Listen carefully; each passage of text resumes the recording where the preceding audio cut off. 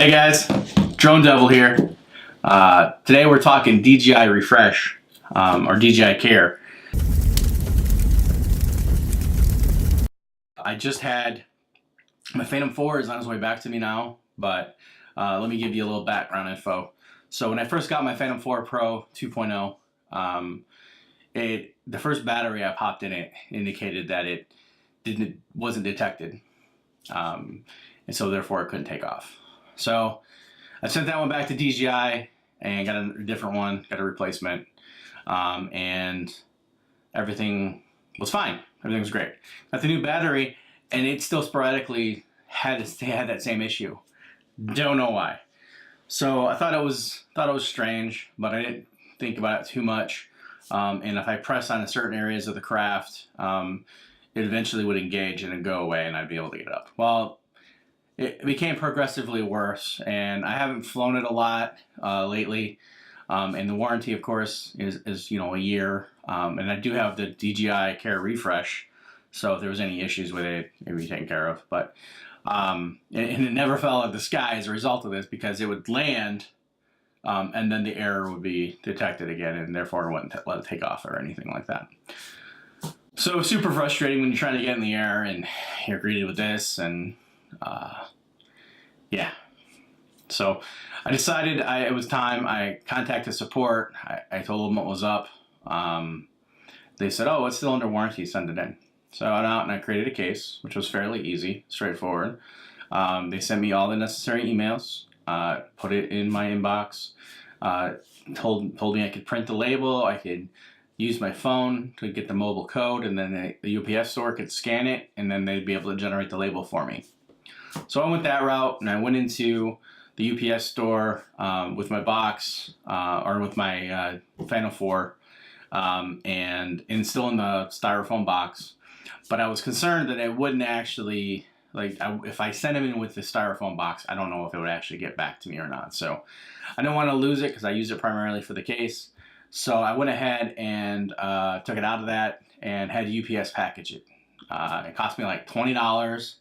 And then the shipping, there was no shipping costs. It was just the tape, the box, the styrofoam, nuggets or whatever in there.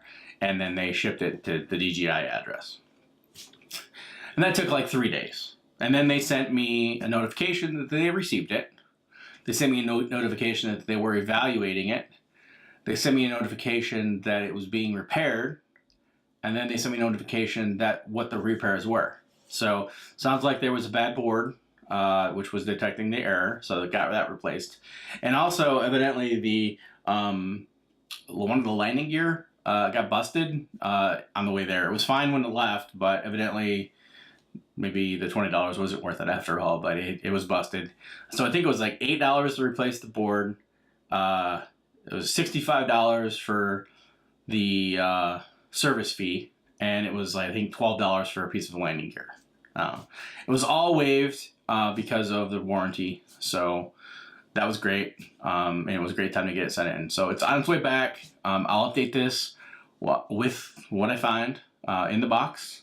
Hopefully it'll be shipped packaged better than what I received, or what was sent to them. But that was one thing that was kind of bothersome about it, is that most of these places, when you're requesting service, I know Apple does it, I'm assuming Google does it, but I don't know that for sure, is that when you're requesting things, they send you a box to protect your device. And then they will just basically take that box and ship it. But it was frustrating that I had to find my own box to ship this in. And then, it's great that they pay for the shipping both ways, but it is annoying that I had to find a box that was suitable for it and load it with whatever peanuts or air packs or whatever necessary to get it in there to make sure it gets there. And it still didn't get there in one piece. So whatever. But just make sure if you do this, you don't send them the controller unless they specifically ask for it. You take out your memory card, you remove your FFA code, your license plate or whatever, so that it doesn't have anything to do. Because that way, if they decide to replace it, you might end up with a different serial number, and you'll have to go re-register it or whatever you want to do. So anyway, that's my thoughts. We'll get the unboxing piece done and see how that looks. once we get that. What's going on, guys? Drone Devil here.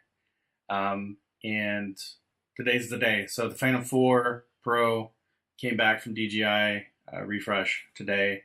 Let's check out the box.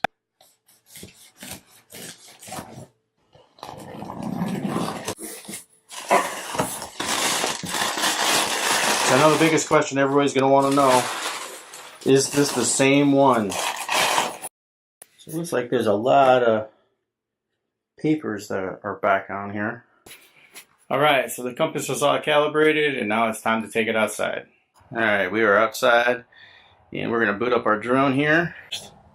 No battery warning, but we do have a Go Update Fly piece. So we'll download that quick. And I'm just in my backyard. Maybe I'd fly the drone around and see if I can get some of these leaves moving. We had snow way early and then it melted and and then it's just rakes are littered around the yard trying to get everything done. Alright, so we are go to fly. So let's hit go fly. We did our calibration, so we're good there. It's telling us no image transmission signal, which is weird. Let's power off our controller and power back on. It's showing the green light though on the controller itself. Let me check my cables, make sure they're tight. They look good. Sometimes these cables they have a tendency to not work well.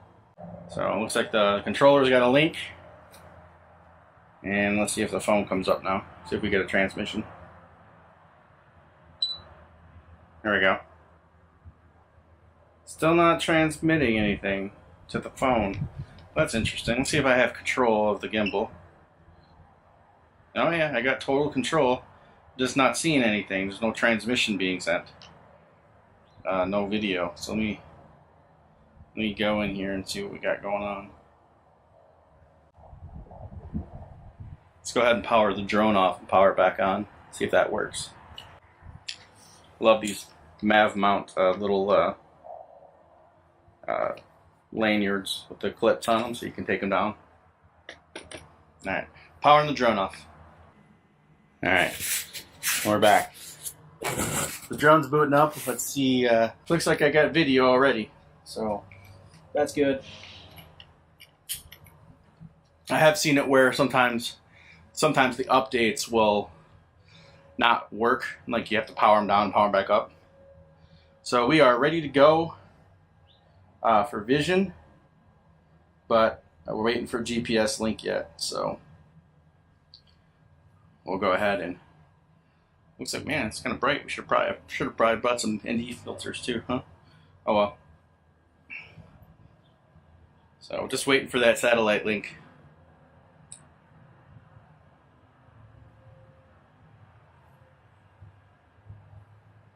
Meanwhile, this is a great time to go through my settings and make sure. The home point has been updated. Please check it on the map. 30 meters. So this is so I'm gonna change my image transition settings to HD mode, and I'm going to change max battery 30. I like 25 personally. There we go. Return to home, smart. That's good. Voltage on screen. Details. Camera. Let's see what kind of mode we got. We got advanced settings, pitch speed 19. Okay, those look good. HD is good. Remote control. That's good. Horizontal tap to fly. Enable active avoidance and active track. That's good. Landing protection. All the protection stuff is good. Okay, leave those off. Alright, click on the top one. Multi-flight mode is enabled. Alright, return to flight mode. Yeah, let's change this to 90. That way I know it's over everything, all the trees in the area. Max valley altitude, that's good. Alright, I think we're ready for takeoff. As soon as we get GPS link, which we're about to get, I think. Looks like we got it now. So as you can see on the screen, after the last update, DJI did an NZ no-fly zone update, and now my particular location, although I'm not within 5 miles of a particular airport, it appears I'm on a path of an airport, and so I have a 393-foot limit for flying in this particular location. So that's fine. I don't need to fly that extra 7 feet, right? So, all right, let's go ahead and take off. It would be nice if this thing would go away, though, so that I can see that green band there, knowing that I have GPS.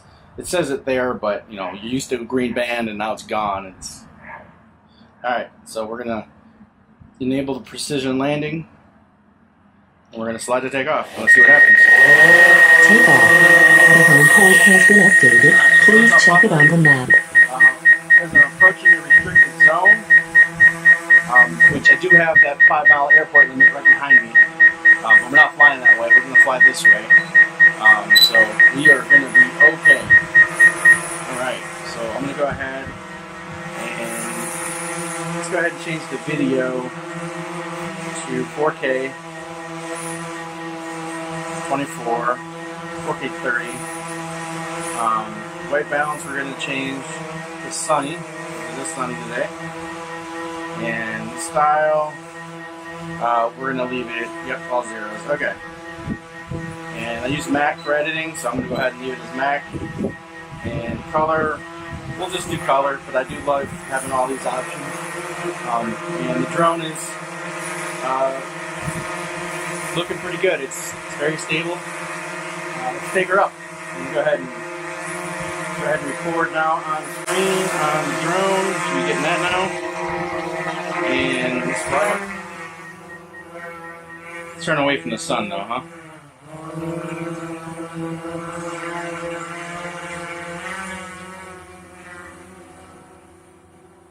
Alright. There's that lake that I like to fly at a lot.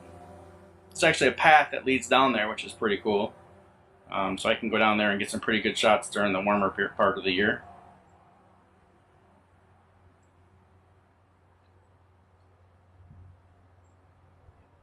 Alright. So far, so good.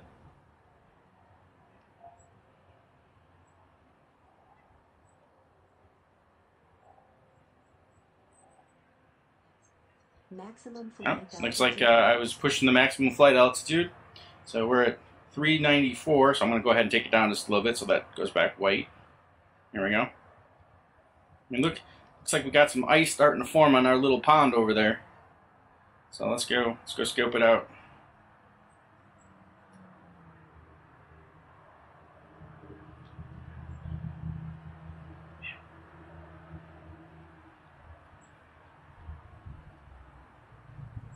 Oh yeah, quite a bit. It's been a few days since I've flown over this way, and there's a lot more ice on there than there was. And everything's a lot more washed out. So, alright guys, well, it looks like this is working, so I would definitely say the DJI refresh, definitely positive thing. And I mean, this thing's, I'm going to check the serial number just to make sure, so I will add that just for comparisons values. But overall, I'm pretty impressed. It was very timely, it was very fast.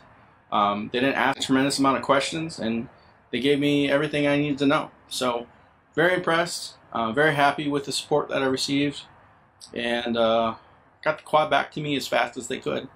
Which, you know what, wasn't really that bad. I mean, the shipping both ways is ground, right? So it's 3 days, so that's 6 days.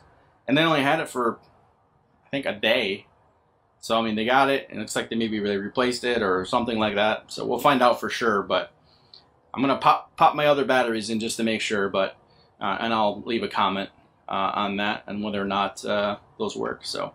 With the fact that it's a serial number, whether or not the serial number is the same or it's different. So very good experience overall. Very impressed with the. I mean, I've heard a lot of horror stories with people with having DJI issues, but at least if it's under warranty, I do have the DJI refresh, so I'm covered you know, beyond just the normal stuff.